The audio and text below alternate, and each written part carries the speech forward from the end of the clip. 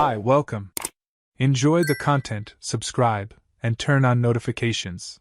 Jason Reynolds had a routine that not many men could keep with such precision. He woke up every day at 6:30 a.m., made his own coffee, checked his emails while the water boiled, and before leaving for work, he always left a little note for Amanda on the kitchen table. Sometimes it was a silly line like, "You feel like home to me," or a simple, "Tonight, all I want is your hug." He was the kind of husband who paid attention to details: flowers on Wednesdays because that was the day she came home most exhausted, foot massages on Fridays because she always said her heels were killing her. They'd been married for 7 years, and to Jason, it felt like they were still on the right path. That morning, he rushed out for an important meeting. Traffic was moving better than usual, and he got to his company's building more than 20 minutes early. When he parked in the garage, he went to slip his phone into his pocket and felt nothing. He checked the console, the seats, his backpack, nothing. He'd left his phone at home, probably on the bedroom dresser. He thought about just leaving it. He'd only be gone a few hours, but a nagging restlessness started growing inside. It was like someone was whispering, "Go back. You need to go back." And so he went back. When he arrived, the front door was just barely closed. That was strange. Amanda always locked it. He went in carefully, taking light steps, like someone walking through their own home for the first time. The sound coming from the kitchen made his heart skip. It was her voice, loud, direct, on speakerphone. Jason froze in the hallway. "You're way more of a man than he'll ever be." Those words broke something inside him. It wasn't just a physical betrayal, it was emotional disloyalty, a lack of respect for their intimacy and for what they'd built together. The words kept pouring out of Amanda's mouth like they were in another life, a life where Jason didn't even exist. He'll never find out. It's so easy to fool someone who believes everything. That was when Jason realized that nothing he thought he knew about his own marriage was actually true. He stood there for a few seconds, and time seemed to stretch out. There were no screams inside him, no tears. There was just silence. A silence full of decisions that had yet to be made. With gentle movements, he went upstairs to the bedroom. He picked up his phone and checked if there were any important calls. Everything was normal. On the outside, it was like the world was still working fine. On the inside, his world had changed forever. He left the same way he came in, without making noise, without slamming the door. In his car, he rested his head against the steering wheel for a few seconds. He felt the weight of the betrayal down his back, the bitter taste of discovery stuck in his throat. But along with the pain, a coldness arose in him, something he never thought he was capable of. He got back to work as if he'd only forgotten his phone. He smiled at the doorman. He greeted his coworkers. He cracked jokes in the elevator. And when he sat down in the meeting room, he looked at his laptop screen as if nothing had happened. But inside, a new version of him was being born. One that no longer trusted. One that quietly watched. One that would wait for the right moment to act, and when that moment came, Amanda would find out that the man who'd been so easy to fool could also be the most dangerous when hurt. From that day on, Jason started seeing the world differently. Hugs that used to feel warm now felt cold, loaded with a fake script repeated without emotion. Every word Amanda spoke seemed calculated. Her looks, her gestures, her compliments that once made him happy now felt hollow. It was like watching a play when you already know the ending, and the ending wouldn't be a happy one.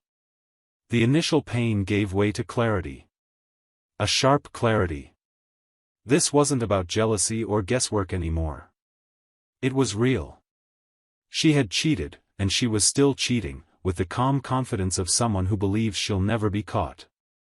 Jason wasn't going to bring it all crashing down by yelling. He'd do it with strategy. With patience. He started with the practical side, money. He opened a new bank account in his name, separate from their joint finances. Little by little, he transferred precise amounts, just enough not to raise suspicion. He cancelled her extra credit card, saying the bank had detected unauthorized use. Amanda accepted his explanation with a distracted smile and didn't ask questions. Jason watched her every reaction.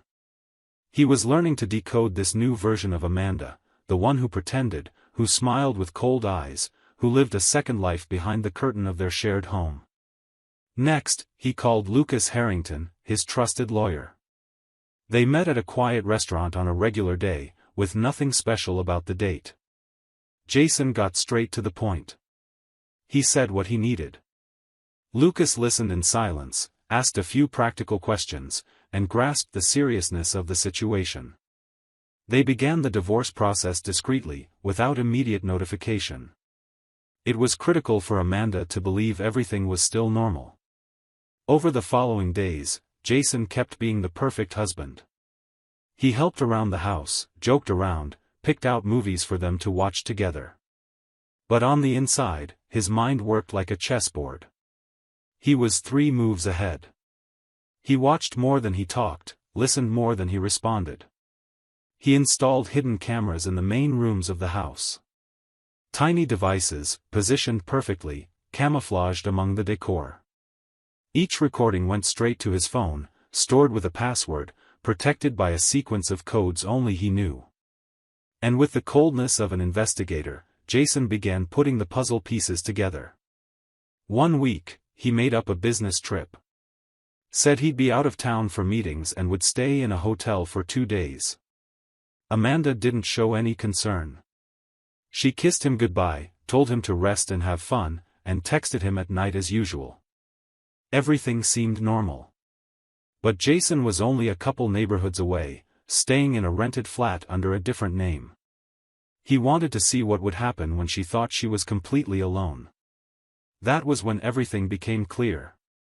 On the second day, around 2 in the afternoon, the door sensor detected movement. Jason accessed the cameras and saw Amanda answering the door. When it fully opened, his heart clenched. It was Blake. His best friend. The man he'd shared memories with, childhood, parties, losses, triumphs, and now, apparently, also his wife. Amanda greeted him with a light, almost automatic smile, like it was routine. Blake walked in naturally, as if the house belonged to him. He took off his jacket, tossed it on the sofa, and headed to the kitchen. They laughed at some joke Jason couldn't hear, but their tone of intimacy said more than any words could. Jason watched the recording like someone watching a fire slowly burn down a place full of memories. Every corner of that house told a story. The rug they bought on a trip to Seattle. The lamp they picked out together after months of renovating the living room. Now it was all just the backdrop for a lie, and the star of it was the man Jason trusted most. In the following videos, Amanda said things that cut deeper than knives. I feel alive with you. With him, everything's just lukewarm, automatic. He'll never suspect a thing. He still thinks we're like some movie couple. Jason didn't look away. He didn't skip ahead. He watched it all. He wanted to feel everything. He wanted to record every second of that betrayal, because those moments would form the foundation of the truth he'd reveal when the time was right. In the days that followed, he started recording Amanda's conversations more precisely.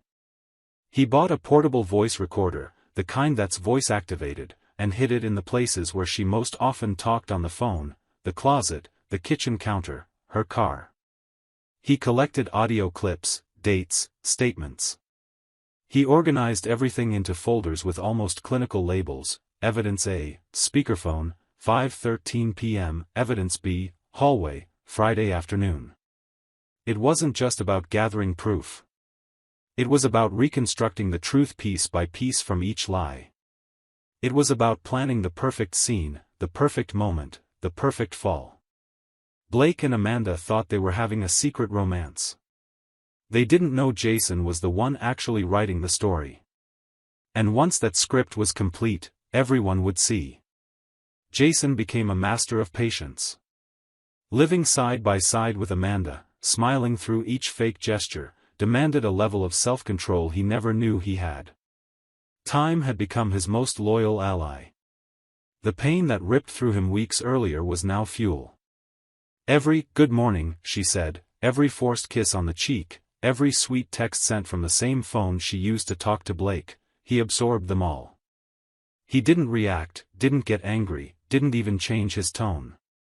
On the inside, he was cold, but on the outside, he stayed warm enough to keep his disguise. When he realized he had enough evidence to blow apart any lie, he started thinking about how he would present it. He could have just revealed everything.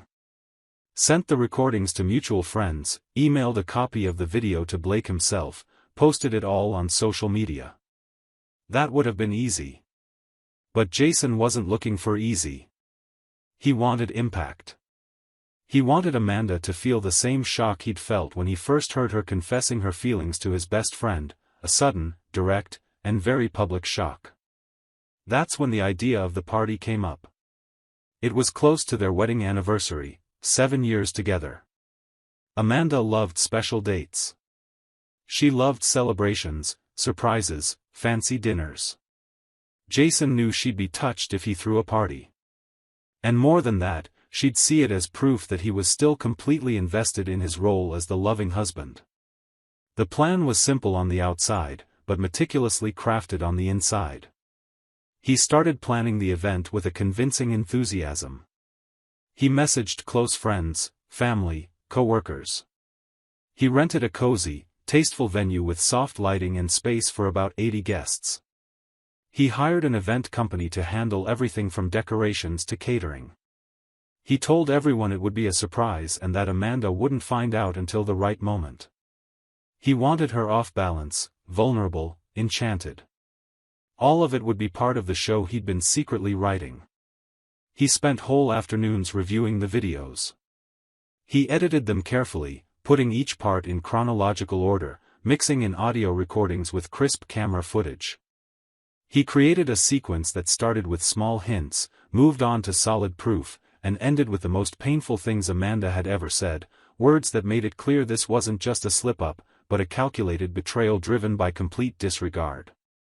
Meanwhile, Amanda kept living her life, thinking she was in control.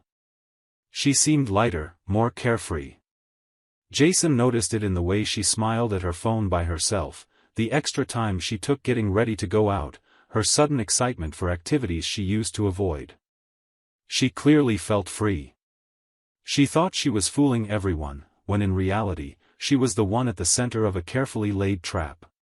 While organizing the details, Jason realized he needed an ally. Someone who could help with the technical side, who could manage the logistics of showing the video at the party. Someone trustworthy, smart, and distant enough not to raise suspicion. That's when Chloe came to mind again. Chloe Moore, Blake's sister, had crossed paths with Jason a few weeks earlier at a small coffee shop. Their conversation had been light and full of old memories. It had stayed on Jason's mind ever since. Something about Chloe was the polar opposite of everything Amanda had become: honesty. Clear eyes, calm words, a firm way of speaking, without games or tricks. He knew she had no part in her brother's actions, in fact, they barely spoke. And maybe that was why she was the perfect person to help. They arranged to meet at a quiet cafe on a cold Thursday afternoon. They spent a few minutes easing the tension. Chloe noticed Jason seemed different. More mature, a bit hardened, maybe even darker. He told her what he'd discovered, with no sugarcoating, hiding none of the pain. She listened silently, not trying to soften anything. When he finished, she simply said, "You don't deserve this. No good man deserves to be torn down like that." Jason asked for her help. He needed someone to handle the video presentation, someone to be there at the party but also know exactly when to make things happen. Chloe agreed without hesitation. For the first time, he saw in her eyes something more than sympathy. There was indignation, a quiet anger from someone who'd also been betrayed, not by a lover, but by a brother who broke a friend's trust. They spent 2 weeks planning it all. They tested equipment, organized files, and worked out signals. Every detail was arranged with cinematic precision. Jason even chose the soundtrack that would play right before the big reveal. Everything would have a beginning, a middle, and an end. A love story that started with promises and would end with the truth laid bare in front of everyone. A few days before the party, Amanda brought up their anniversary. 7 years, Jay. I can't believe it. Don't you think we've made it through everything by now? Jason smiled. He gently touched her face and spoke softly, I think time always shows us who we really are. She smiled, pleased with his answer, believing he was still the same man as before. But inside, Jason had already changed. He was no longer the devoted husband or the betrayed friend. He was a strategist, a man at peace with the storm he was about to unleash. On the night of the party, the venue looked perfect. Every detail had been thought out with an almost cruel care. Soft lighting, the sweet scent of flowers, scented candles on the tables, a bar with custom drinks, and a lit-up sign that read, 7 years of true love. The words Jason chose were exactly what Amanda wanted to see. The woman who had fooled everyone with her picture-perfect wife act was about to be honored under a spotlight she'd never forget. Guests started arriving a little after 7. Old friends, college pals, both families. There were smiles, hugs, shared stories, and toasts. Jason mingled with a charm that bordered on enchanting, shaking hands, making jokes, thanking everyone for coming. Amanda still didn't know about the party. She'd arrive at just the right time, brought by a friend who'd been asked to keep her distracted until everyone was there. Chloe, calm and sure-footed, was already by the sound table, flash drive plugged in, video ready to go at Jason's cue. At 8:11 p.m., Amanda arrived. She was wearing a red dress Jason had once complimented years ago, saying the color made her eyes sparkle.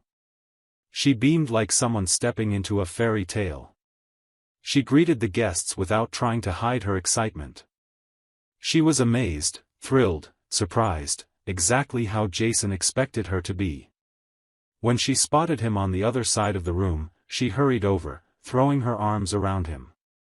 He held her gently, pretending to share her excitement. "You did all this for me?" "For us," he answered, with a smile that concealed a universe of truth. They toasted, then made their way to the small stage set up for speeches. Amanda looked around like a child at her dream party. Jason motioned for quiet with a polite gesture. The music faded. People settled down, curious. Many of them knew Jason was a private person, so seeing him speak publicly like this made the air buzz with anticipation. He took a deep breath, looked at Amanda, and began, 7 years. It's a nice number. A number filled with stories, achievements, promises, and also truth. Some truths are easy to share. Others, not so much. A few reserved laughs broke out, thinking he was about to make some playful couple joke. Amanda, still smiling, crossed her arms, waiting for another romantic speech. But the next few seconds killed any sense of expectation. The venue lights went out. The only light now came from the screen, which started playing the first scene, Amanda on the couch, answering a call. Her voice was clear, sweet, and obviously incriminating. He left. "We've got time." Jason stayed still by the stage, watching the impact on everyone's faces. A wave of murmurs swept through the room like a cold wind. Amanda tried to stifle a nervous laugh, as if it might be some sort of poorly executed prank. But the next sequence showed Blake walking into Jason's house. Their laughter, their touches, their kisses. All recorded, dated, no room for doubt. "He believes everything I say. He has no idea. I get everything I want and still look like the perfect wife." The words echoed while the guests' faces went from festive to shocked, to completely stunned. Amanda stepped backward, instinctively.